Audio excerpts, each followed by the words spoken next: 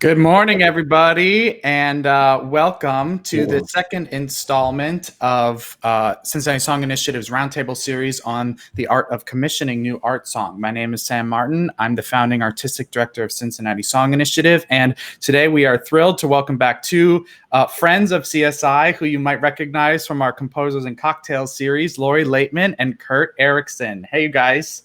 Hi, Sam. Hey, good morning. Morning, Sam. Morning, Lori.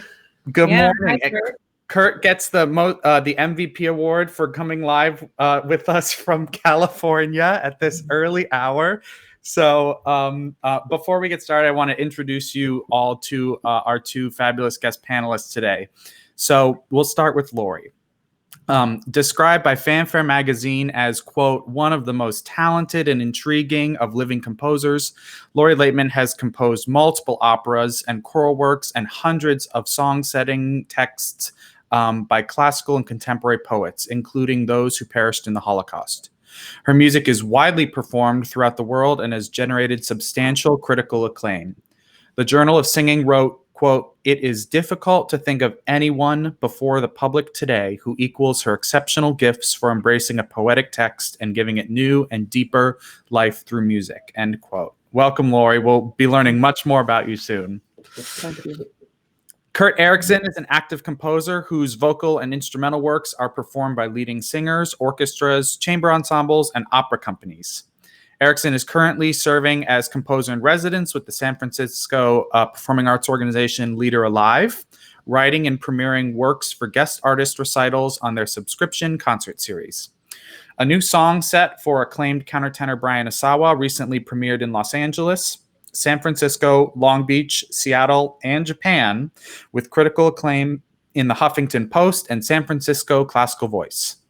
Erickson has also worked extensively with San Francisco Opera Ballet master Lawrence Petch on a number of dance commission projects. Welcome, Kurt. Good to see you again. Thank you. Good to see you too.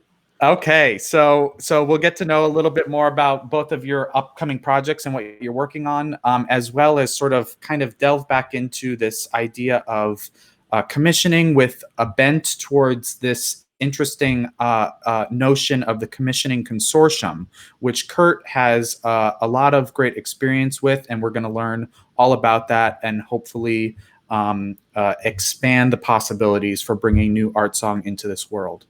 But before we delve into that specifically, I wanted to check in with both of you on some more general things about really just the lifestyle of being a composer. I think it's one of the most, not necessarily misunderstood, but not understood at all things but between performers. You know, we're so... I don't even understand it. Well, is it fair to say that it might not look one particular way? I mean, both of you, give us your input on what the life of a composer really is like. Oh, well, for me, you know, I've been in a lucky position, sort of more like a where I don't have a teaching job. I don't make enough money to support myself as a composer, but I rely on my husband's money, if that's okay to say. And it works for me. I'll put it that way. And I've been fortunate in just being able to pursue composition, you know, without having to worry about the financial aspects so much. Sure. You know, and because it's very, I think you really have to, if you are, you know, supporting yourself, you have to have a teaching position, I would say, or you know, it's very rare that you can just support yourself by composing royalties alone, or commissions alone. Mm-hmm. You agree, Kurt? Oh yeah, I mean 1,000%. I mean, you know, in kind of thinking about this and preparing today, you know, you start with the assumption first off that a career in the arts in general is really difficult.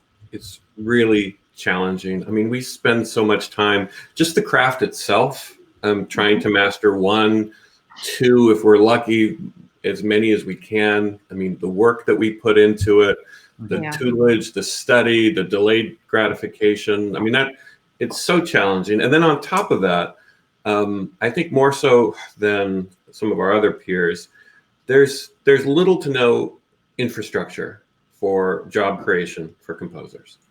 I mean, there just isn't. I mean, you mentioned teaching. I have a teaching gig, so that's fantastic. But if you wanted to be a classical concert composer, it's not like you just graduate from college, as we all know, with an undergraduate, a bachelor, even a doctorate, and someone says, "Hey kid, I want to hire you to write me some string quartets, and here's your 9-to-5 job. Here's your here's all the benefits, and you get sick leave." There's so little that you really have to embrace the idea of not only nurturing your own creativity, but directing that creativity towards creating your own career. Mm-hmm. However you define that, and it's going to be different for everyone. We all have our different kind of interests. Why, for me, a career looks like this. For someone else, it looks different. Mm-hmm. And that's a daily question. That's something that we struggle with, I think, on a day, or at least we should. I think what does this look like? Am I still on the right path? Is this the right choice? And in this sort of dearth of opportunities, it's incumbent upon us to really kind of create our own opportunities as much as we can. Yeah, and you've been a master at that with the success of Here Bullet and the commissioning model that you put out, and I applaud you, and I hope to emulate you. I have this chamber opera that I'm orchestrating right now, and I had so many commissions backed up that I wanted to just clear the decks, and I wanted to finish this opera in progress and the other giant opera I have in progress. And so it took me a couple of years to sort of get through everything that I had obligated myself to do. And I was all set to begin my own work or uncover this chamber opera. And then I got 2 emails from 2 different colleges saying, would I write an opera for them? And what I said was, I will write an opera for you if you want to co-commission this opera that I want to do. And then I was very unmethodical, but I sort of just, anyone who happened to email me and said, will you write something? I said, do you want to be a co-commissioner?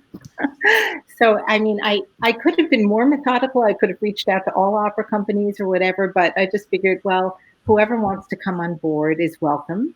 And I'm happy for the opportunity to have it presented in different venues as it comes alive.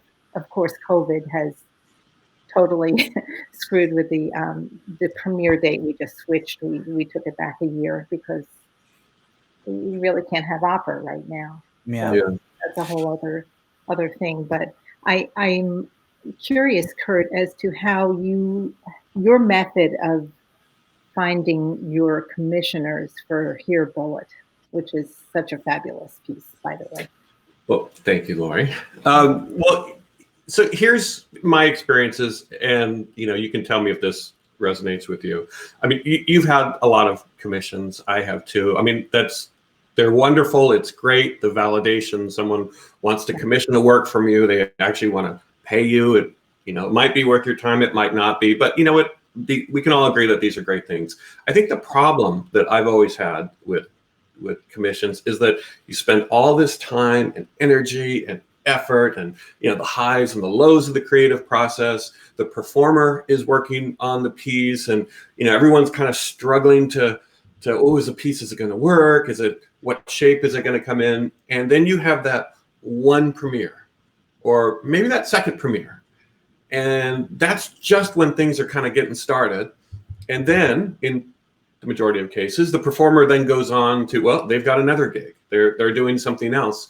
And then you do all that work, and then you're sort of back to square one. And then you yourself probably have to go to other projects. And so to me, even though it's wonderful, it's a very inefficient project. And so I was struck by that. And so that idea, the idea of sort of getting more people involved in, let's write for 3 people, or let's write for 4 or 5. And then I just sort of created, for Here Bullet specifically, it was more sort of an entrepreneurial thought experiment. Well, okay, if 3 performances is good and 5, well, what would happen if we just completely lowered the bar to participation? What if I just said, you know what, I'm going to try something. I'm going to basically just, waive my commissioning fees and invite as many people to perform the piece as are interested, and just kind of see what happens there. What happens to the life of a piece if you really have opportunities for a piece to get performed by just a ton of different performers in a ton of different geographic locales. And I'd never done anything. How did you get the word out to everybody? That's what I'm curious about. Was there a method? Did you contact every single singer that you knew, or every single opera department, or or school, or carrier pigeon? Billboards were. Yeah, wherever the pigeons would drop. Well, I think so. Being in the arts, we have to wear many different hats. And so one of the things that I did out of college to kind of pay the bills is I did some grant writing, development work, and sort of project management work. And so I kind of developed some skill sets about like how to move a project forward, and as we all need to in the arts. And so I thought, you know what, I'm gonna create a win-win scenario for composers and performance. So I need to think of them. I need to make this worth your while as a performer, and it'll be worth my while as well. And then, so once I had sort of the parameters set up, I decided like when I would do it, what would be entailed for the project. And I thought, okay, I'm gonna, there's so many performers out on various social media sites, and I'm gonna like create a post and say, hey, if anybody wants to jump in, this is what I'm doing. If you want to take a look at my works, I'm over here. I have some history of success with this. Here's some recordings. I have a composer residency with an Artsong organization since 2013. If you agree to premiere the work during the 2019-2020 season, then you'll be labeled as a co-commissioner for the project. Right. So I'll get more performances, and you get an opportunity to commission a work without really paying commissioning fees. Yeah. So again, I had no idea. I said, this could work. Well, this could just completely tank. But you know what? I'm going to try it. An arts career is all about doing things on spec anyway. So I thought, what's the worst that can happen? Yeah, no, it's a great idea. And I was lucky. Before COVID, we had I think just over 25 singers that jumped on board for performances on 3 different continents. We had, because it was so unique, it caught the attention of some articles in Classical Singer. There was a review in Journal of Singing that just came out. San Francisco Classical Voice. One singer, Andre Chung at LSU, he wrote his doctoral dissertation on both the artistic side and the entrepreneurial side. So it was, more than worth the time and energy. It really made sense to me. So Kurt, to clarify, you're saying that the process you just described is what we're calling the commissioning consortium, right? Correct. This idea where you create basically a pot for performances by sort of blasting out the information about it, getting people to sign on to this project, and you get all these performances of the piece. And there may or may not be a small fee associated with it, but nothing. Yeah, I've since seen people who have asked for small fees. Again, this was sort of uncharted territory. So I thought, I'm going to do this in the summer months while I'm not teaching. And I see Juliana Hall has a comment. Hi, Juliana. Typically we have a commission, and you get money at the front end, right? Okay, here's the half when you start, here's the half when you finish. And I thought from this, well, if I get X amount of performances, I'm going to get pretty much the same amount of money on the back end from royalties. Right. So can I live with that? Yeah, I can. And are there going to be additional, opportunities for me that go beyond just that one performance, even if the money's the same? Absolutely. Right. So that's sort of an added bonus to pursuing this sort of model, is you've gotten your name out to so many more people, and you're getting the piece performed so much more. this like legitimate way of saying, well, this is like real exposure, as opposed, we talked about this on the last installment, the trope or whatever of like, well, you should do it for free because it's good exposure. But this is like, this could really lead to something in terms of like exponentially increasing the amount of times that your work is performed.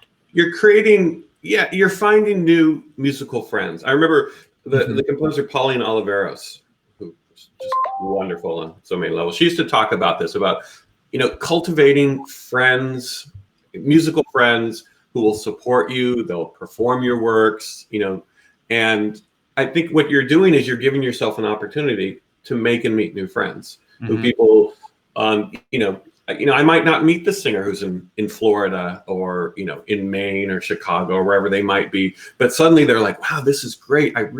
This really moved me. I loved singing it. This is great. Hey, why don't, maybe we can have you come out for a workshop next fall, or, hey, I've got this other commission project. Are you interested in this? Or I'm going to do a recording. And now suddenly, things kind of grow exponentially from there. And it has been something that's been worthwhile to me.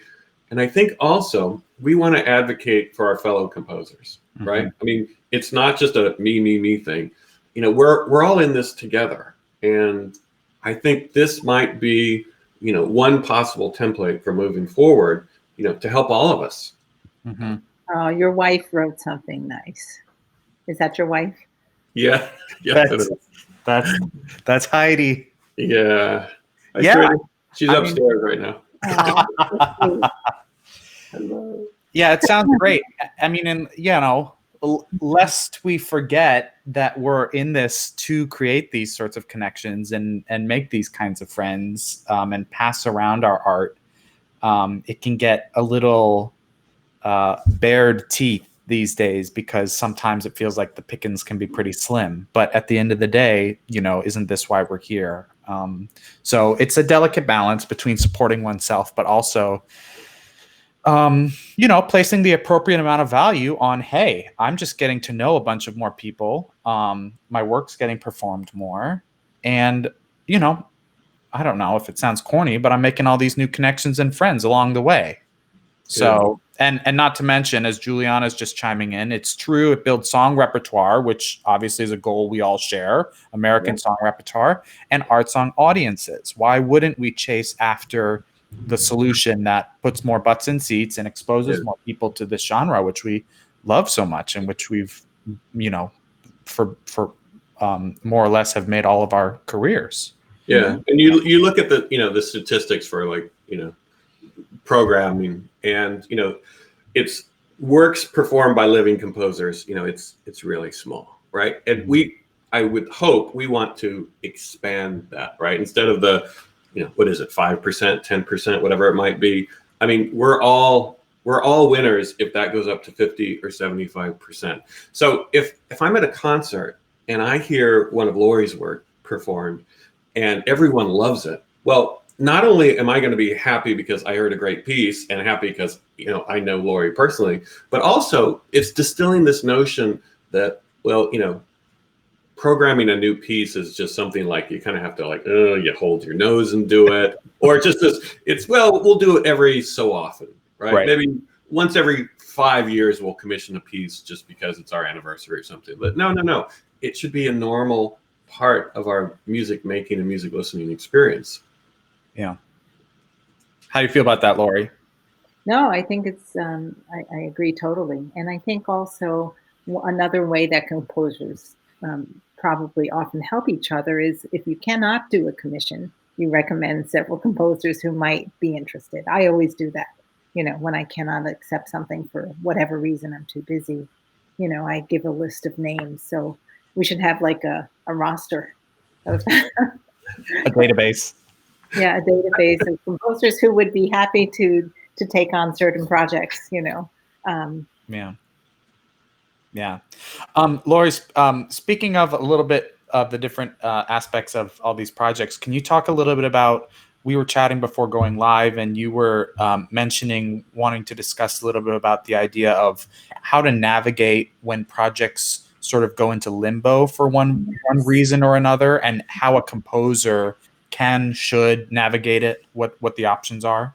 Right. So I've had this happen a couple of times in my career where somebody has commissioned a piece, and as part of the contract for commissioning, they were to premiere it at a certain, within a certain time frame. But then life interrupted, illness came unexpectedly or whatever.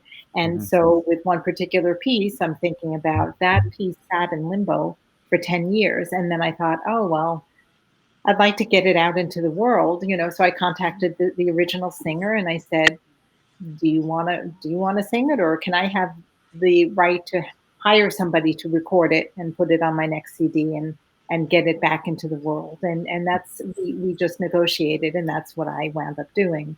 And now, certainly, there are usually time restrictions on like in terms of exclusivity in a contract. Like, you're going to write me this piece and I have exclusive rights to perform it for 1 year or something like that. That I have had several times, but if it is not performed within 1 year and there aren't, circumstances like COVID where you might make an exception and expand it to 2 years or 3 years or even, you want to have some kind of safety net where if it's just forgotten by the performer for whatever reason, you can get it back. You can retain your exclusivity, rights and get it out into the world. You don't want to be caught in a situation where you've written something that you think is great and then it just is sitting in a vault, So you always have to be cognizant of that. And it's often also in record contracts, I've found, where they say, well, we're going to take copyright of this, which is, I don't give away my copyrights anymore, and I had to spend a lot of years in a legal wrangle to buy back the copyright to one particular piece. But in terms of recordings, when you get a recording done, a commercial recording, they own the recordings, even if you have produced it and spent all the money hiring everybody.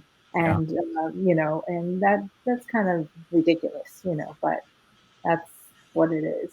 So you just want to have some kind of, you want to think about not letting the piece get stuck in limbo,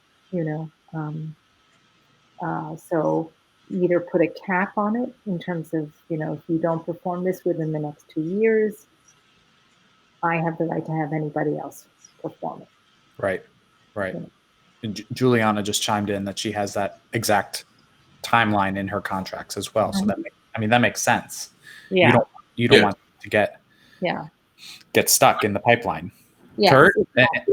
Yeah. I think that's totally reasonable. I mean, as composers, we need to have our music heard. And if it's just on a score sitting on our piano, I mean, no one's winning that way. There's plenty of singers that, we could work with. So I think that's a great idea. Yeah. Now, Laura, you just chimed in. First of all, as soon as I'm done with my opera, your piece is next. So that's good. But, in times of COVID, I am, of course, much more likely to extend any deadlines. This is a crazy time, and it may not be possible to do anything for the next few years. Yeah. Although I'm wondering with Artsong, because it's such an intimate genre, whether we can have, like Shigurti ads, Eric's on the ads, in a small audience with masks, right. Singers with masks or something, or done outside where you have intimate evenings, right, and spread your art that way. If only we had our own cocktails, huh? That's right. Good thing you guys do. Good thing you do have your own cocktails. And I drink my cocktail all the time. I invented the Kirby, named after my dog. Yeah. Sometimes I drink it without alcohol, and sometimes I drink it with alcohol. But it's completely versatile, and good thing you all can sign up for a CSI Digital Pass and be with us this year as we intend to continue producing Artsong concerts, and we'll be delivering them in the comfort of your home, in high quality recorded settings, really moving the needle forward on that whole the production value. As we move forward, and we're relegated more and more to delivering stuff digitally. Lori, to your point, I think that we will see a lot more creativity and maybe a return to the old days of even smaller, more intimate gatherings for Artsong performances. I certainly hope that we do, to the extent that it's safe to try something with 15, 20 people. And you might not be able to do it in a living room because 15, 20 people in a living room is just as cramped as, a full opera house. Right. But I'm very curious to see what some folks come up with for this, So there's this weird living on the edge excitement to see how the COVID era can like positively affect and spur creativity and creative thinking for how we can re-engage audiences and bring new family members into the community. At the same time, of course, it's devastating everything that is happening and the work that's just stopped. Yeah, well, I can speak to that in terms of like kind of new opportunities. At the small college where I teach, kind of in Sacramento area, we normally have like a little guest artist series where one, maybe two people a semester we can kind of haggle and bring them out. But since we're online, geography is no longer an issue. So our department, we decided sort of like to go big and let's do a weekly event series. And was it last week? I think maybe 2 weeks ago, we had Karen Slack who came on. We interviewed her. She recorded a 30-minute, just an incredible set of art songs by African-American female American composers. I mean, it was just amazing. But Karen's in Philadelphia and we're on the West Coast. There's no way we would have been able to fly her out. I mean, right. We just didn't have those resources. And we've got people lined up, just about every week. So find the opportunities where you can make them. And there are some things that we can kind of use this to our benefit. Yeah. I think, when I was growing up, a lot of kids, I'm old, learned about classical music through cartoons, and I think maybe we should start the Artsong Cartoon Network. Perfect. That would be a good idea. We just have to hire all the Disney people from Cal Arts, Yes. Probably need work, See, look, we're problem solving right now. That's great. Dun, dun. Yeah, I got the picture right now. Yeah, that's great. Well, we've already seen. Careful, it might not translate so well to a cartoon. That's a little heavy. Yeah. But I love what Lyric Fest is doing out of Philadelphia and Lauren Ward with their music videos. It had always been a dream of mine to make a music video of my song Men with Small Heads. And I'm not a filmmaker. I don't really have any filmmaker friends, maybe one or two or something. But Lyric Fest just made a music video of Men with Small Heads, and it's fabulous. They haven't released it yet, but I'm so happy with it. And I love what they're doing with the creativity of the videos. Yeah. It's a really cool. I've seen some of those videos and they're really great. And I think that those kinds of new creative thinking ways of presenting Artsong stand the chance of reaching new audience members online. And then with the hope of when we're back to in-person concerts, those people will be like, I got to check this out live. Mm-hmm. Like I didn't even, I didn't know about this. So the idea of reaching new people with this through this digital platform and in new ways, like with animation and music videos, is just great. Yeah, just great. Hey Lori, I'm wondering, have you, speaking about with coming back and performing live, I wonder the idea of composer residencies, has that played a part in your career? It absolutely. I do a ton of them. And in fact, I was doing so many, I had to cut back and just say, I'm only going to do like 2 or 3 a year because I was never home. But now I'm doing residencies online. And I'm doing one at Eastman. The Eastman Opera Theater came up with a really creative solution to what to do with the opera program this fall. And they have 6 composers, I'm one of them, who put together a curated, like a 30-minute program with a theme. And then each of the students are working with a filmmaker and a director and coming up with a way to present it in a theatrical production. My first meeting with the students and the creative team is next week. And then I have a virtual residency at Peabody coming up. And then I have another residency. So I have a lot of virtual residencies. I also have some real ones that were postponed. And I'm a little bit concerned. First of all, will it be safe to travel again? And secondly, if it's safe to travel, I think everything is going to like wind up in the same month. And it's going to be just a logistical nightmare. But yeah, so residencies have been a big part of my career. Absolutely. How about you, Kurt? Yeah, they have. And I sorry, Sam, I'm taking over the interviewing portion of this. Laura, let me ask you another question. No, I'm wondering, do you think that, like I told you that we were able to work with Karen because it was online. Do you think that you've had more virtual residencies because of the fact that they don't have to fly you in? It's just a little bit easier. Hey, here's the Zoom link or whatever it might be. Have I had more? I don't know that I've had more, but I think of just things that were scheduled already. Oh, I see. Became virtual. There are a few that are happening that wouldn't have happened, but it is easier than getting on a plane. I'll say that. Yeah. You know? Yeah. But it's not the same. I mean, there's the excitement of really meeting somebody, face to face and working with the students and the faculty, and I always enjoy that. Yeah. And those positives are not to be replaced. And obviously we hope that we'll be able to get back to it. But at the same time, there are just schools and groups of people that are able to make these connections that might not ever have been able to otherwise. And you all have been so generous of your time. And this is sort of a new normal, just hopping on these remote calls and getting to know each other, which takes time. But at the same time, you're spreading, it's fun, and you get to know new people. And we just hope that we all get to meet in person someday. Yeah, I feel like I know you, even though we've never, ever met, right? I know. I was supposed to meet you this summer, Kurt, at the Nats event, but we'll have to have a big party once it's safe. Yeah, I'll share a Kirby with you.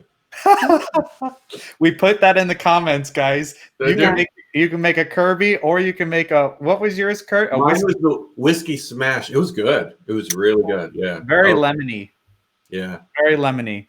So tune into Compose and Cocktails for many, many more great cocktail videos and also meeting great composers. So Lori, I want to switch back to you for a sec. Let's talk about a little bit of the situations dealing with like approval rights and the idea of going back and forth when you've commissioned when you've been commissioned as a composer for a cycle or an opera even. And all the different parties that you're dealing with, the performer, if they're the commissioner or a presenting organization or a librettist / poet, and how do you go back and forth with it can be complicated. So I have actually a live premiere happening in October at Wigmore Hall in London. I was going to go over to London for that. I'm not anymore. Yeah. And I would have loved to have been there, but Wigmore still is having this, even with the new restrictions, and they have very tight regulations about how many people can actually be in the hall. But that was a co-commission from BBC and Royal Philharmonic Society, and I was very, even though I said I wasn't going to accept any new commissions because I wanted to work on my own stuff, when that came in, I accepted it. So, when BBC knocks. Yes, I mean, you don't turn that down. Yeah. So, but that was kind of interesting because not only did I have to, and this was for a Kyrgyzstani soprano, Katarina Conradi, who lives in London right now or in Germany, but she's a BBC New Generation young artist. And she had sung and recorded my music, and the BBC wanted to commission a piece for her. And then she wrote to me and said, would I mind if they commissioned me? And I said, no, I wouldn't mind. So, but that commission was had multi layers, because not only did I have to first think of what it was that I wanted to write, what did I want to write a cycle about that maybe would fill a gap in my own catalog. So I came up with a cycle about living children, because I have many, unfortunately, cycles about dead children. And I thought, well, this would be nice to write a cycle about childhood. And there were many, many poems by the great poet Alicia Stallings, who goes by A.E. Stallings. She lives in Greece now, but she's originally from Georgia. And she's a MacArthur genius, and she's somebody I know. And I just love her poems. And so I presented a bunch of poems to Katarina to see what she would like. She didn't like all the poems I liked. I would have structured it differently, but we had to find something that worked for everybody. And I was also hoping to do the poetry of Elizabeth Jennings, who's a great, recently dead British poet. But their permissions department sent me a contract that was so prohibitive. I had never seen anything like it, and there was no way I could sign it. So Elizabeth Jennings was then out of the picture. And Katarina wanted, as part of the cycle, an a cappella lullaby. So I thought, well, okay. At this point, I had already waited 3 months for the Jennings information, and to find out it wasn't going to work, I turned to the works of Eugene Field, who had written many, many lullaby poems for children at the turn of the century. And that was in the public domain, and I could start with it. So, it was a process. And then I also, the final poem is by Joyce Sutphin, who's a poet laureate of Minnesota. I've set many of her works. I adore her works. And I know with her, I've worked with her so much, and I've worked with Alicia before, that I knew permission wasn't going to be an object, because I had a time frame. So that's also something to consider. But so after I found poems that we both liked, then I had to send it to the BBC for approval. So it was a 3-layer process. Fortunately, they approved, which is good, and I could start writing everything. But that was kind of complicated, and I forgot what the original question is. Well, say let's paint a very stressful hypothetical. Say the BBC had like said, we don't like some aspect of this, change. Yeah. So the question being, who's got what sorts of veto rights, or could there be any at all? Yeah, well, I think in this case, because they are the BBC and I'm just me, that they did have veto rights. That was part of the original contract, that they needed to approve the poems and generally, and also because I was writing it for Katarina, I had to make sure that she was on board with every poem. I would have, like I said, probably picked some other poems, within my stack of poems that I sent to her, but she didn't feel the same way I felt. So I went with, I loved every poem I sent. There was, I always have to love every poem. So there's this spectrum of collaboration between all parties involved? Yeah. I mean, the librettists, the poets, my goal is to always please them as well as myself, and hope that they aren't horrified by what I've done. And they are generally very happy. But I would never give a librettist a veto power. I would not suggest that. Nobody should have a veto power, really, on your work. I mean, because I think you are. Everyone should approach everything very collaboratively, and I'm always willing to take suggestions, and I never chop up a poem and make it into something that it's not. I'm respectful of the original source. But in terms of how I presented it, I feel like the song is my baby. Right. Right. Well, and you're you. And I think that we talked about this in the last commissioning installment. One of our composers said that, you know, there's 8 bazillion composers out there that you can commission. It's sort of the commissioner's responsibility to an extent to do the research or like know who they want to commission, because theoretically they'll know some semblance of a sound world or a style that they'll get by commissioning Lori Laitman or Kurt Erickson or anybody else. Absolutely.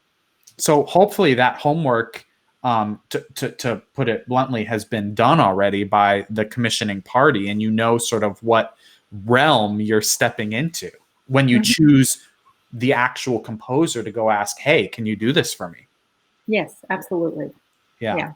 I've found that this is an anecdote and a generalization on my part, but I've found that that working with living writers, poets, playwrights has been just a really fantastic experience, and it's been so much easier than dealing with, let's say, a poet's estate when that poet has passed away. I mean, I think the artists, the living artists that you're working with, they appreciate that, wow, this composer, contacted me. They want to set my music. There's a level of they feel flattered, they're honored, they want their work to have, a larger lifespan. This is a generalization, but I've found this to be true. I think the problem. Yeah, the problem is always the publisher, and does the poet have their own copyright? That's what I found. I found in the estates too, if it's someone because someone then who's not an artist, but they're taking care of their uncle's work, and they sort of see themselves as a gatekeeper, and they don't have the same types of artistic sensibility, and maybe they feel they're trying to sort of protect their, I don't know, reputation, perhaps. That for me is when you get into trouble. Yes, and certain publishers are great with composers, and certain publishers are horrible with composers. And so, I have made it, a rule never to work with a particular publisher because they don't, because of their own restrictions on the music that you can create. Yeah, I got one of those too. Yep. the blacklist. I like what you said about wanting to, I don't know if this is the right phrase, please the poet, or you want to make sure that that they're happy with the work too. When I was first starting to work with Brian Turner, the poet who wrote Here Bullet, fantastic poet, wonderful guy. We hadn't really though met. And so, yes, I took care of the permissions and all that. And so I set the first song in the set, Here Bullet. And so I recorded it with a very dear friend of mine, Omari Tao. And it was sort of, for the people who are in the commission, it was sort of, this was the sample. Here's the first piece. This gives you an idea of what the set will be like. It also gives you a head start to start learning it. And I had very few qualms about sending it to singers, and I was getting great responses back. Oh, I loved it. It's so dramatic, all that stuff. But when it came time to actually send it to Brian, I was nervous. You were scared. Yeah. Really? Yeah. And I had no reason to be. I already had the permissions, right? The documents were signed, but I just thought, like, gosh, what if you want to, you hope that they're going to love it like you love it. Yep. And often I call my poets or my librettists when I'm working on something, and I sing to them over the phone. And I'm a terrible singer, so but I get so excited by what I've done, And sometimes they'll say, "Oh, well," when they start crying, then I really feel I've done a great job, But sometimes they'll have suggestions, or they'll say, "Oh, well, could you move this here or move that there?" And sometimes I do, sometimes I don't. But sometimes it takes a few days for me to accept a suggestion. Well, what did I hear you say, Lori, on one of your recent live stream talks? You get very good advice that you love to hear from someone very close to you very often. Who's that? Oh, is that my husband or my daughter? Yes. You get honest feedback, and you appreciate it very much. I am the most scared of my husband's advice and my daughter's advice, I mean, like, and even if I play something for my husband and he doesn't even say anything, but he just has a certain look, it's, or you can do better than that, or, and then I feel like, okay, well, now I have to do better, or my daughter is, who's getting, I have mentioned this many times, wonderful composer. She's finishing her PhD at Eastman right now.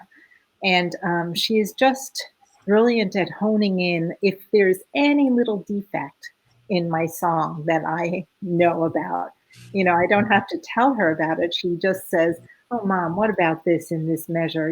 I think maybe you should think about doing something else. I mean, she doesn't tell me what to do, but she gives me her advice. She's just a brilliant teacher. I consider she's my teacher.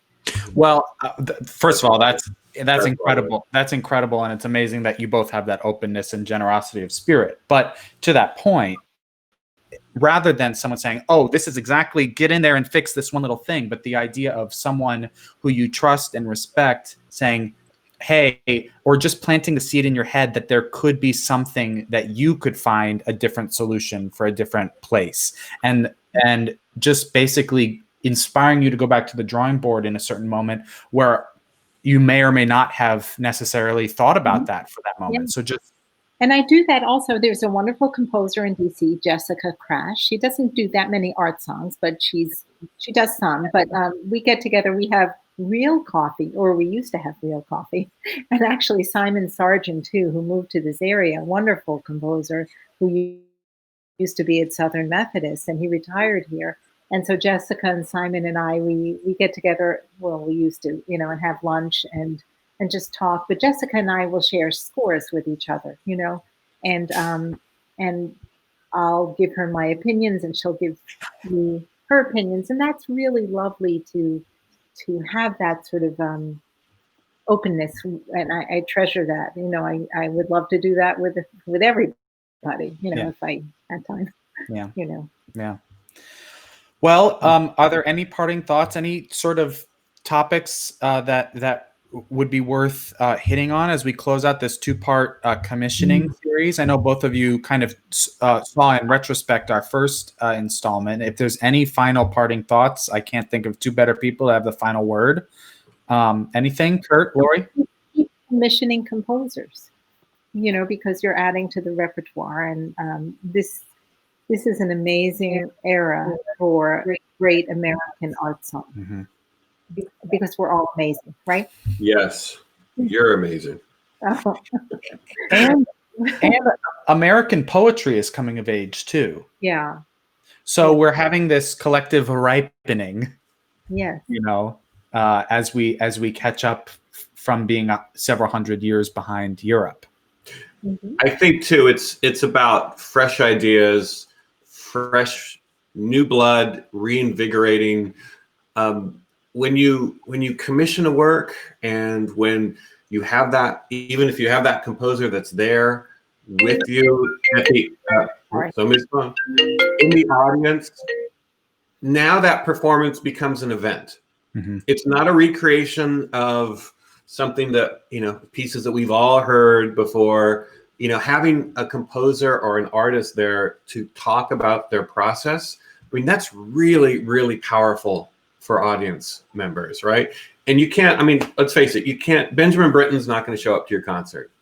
And you can't bring up Schubert for a Q&A, right before mission, right? That's not going to, it'd be great. Yeah. But they're not alive, they're not here. But you know what, we can bring Lori here, and we can bring all the different composers and the people in the audience who, we live this stuff 24/7, but there's a whole lot of people who come to a concert and go, wow, that's fascinating. You're a really, you do this? How did this music come out of your head? People want to hear that, right? It makes it more engaging. And so I think any opportunity that we can do this, I think we should. We need nicknames. I want to be Verity on the Potomac. What do you want to be? Can I get back to you on that one? We need or something. Oh my gosh, that's a great idea. Well, and having the composer at a concert to speak is the icing on the cake, and is similar in vein like at CSI concerts. Our artists speak before each of their sets, and it's not some sort of lecture recital where it's given the birth and death dates of the composers and the poets. It is trying to basically, in 3 or 4 sentences, create relate what they're about to sing, whether it's 400 years old or written yesterday, relate what they're about to perform to the audience, and kind of give some sort of grain of information to the audience so that they can look into it better and relate.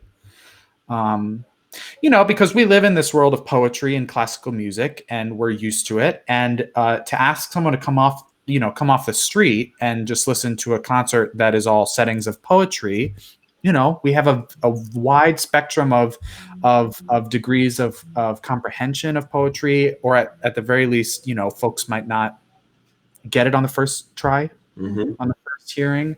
So to have artists or composers there to sort of bridge that gap and make it feel more real, like, oh, this is happening now. Yeah. So someone named Heidi Moss, I'm not sure who that is. Who is she? Not sure who that is. With my residency at Leader Alive in San Francisco, one of the things that I do, and put this under the category of advocacy, is we also commission composers to write pieces beyond just my own residency. And so I think we've had about 17 or 18 so far. And whenever possible, if the composer is there, it's usually before intermission. As the composer in residence, I'll take this role and we'll do it. We'll go up on stage and we'll just have kind of a quick Q&A. They'll talk about the piece, what you can expect, have the intermission, and then you hear it. And I think it just makes the audience, they can connect to that person on a personal level. And they're much more receptive to the piece because of that. And every time we do this, it's like clockwork. You hear people just talk about, oh gosh, that was so great. I loved her piece. I loved his piece. Oh, she's wonderful. I could really tell. I could hear bits of her personality, or when she explained what she was trying to do, I really heard it in the music.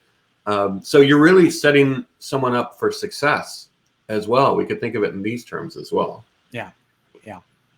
And thank you, Sam, for everything you are doing, and CSI, because you have been so inventive and presented such great content. It's really a joy to see what you're doing.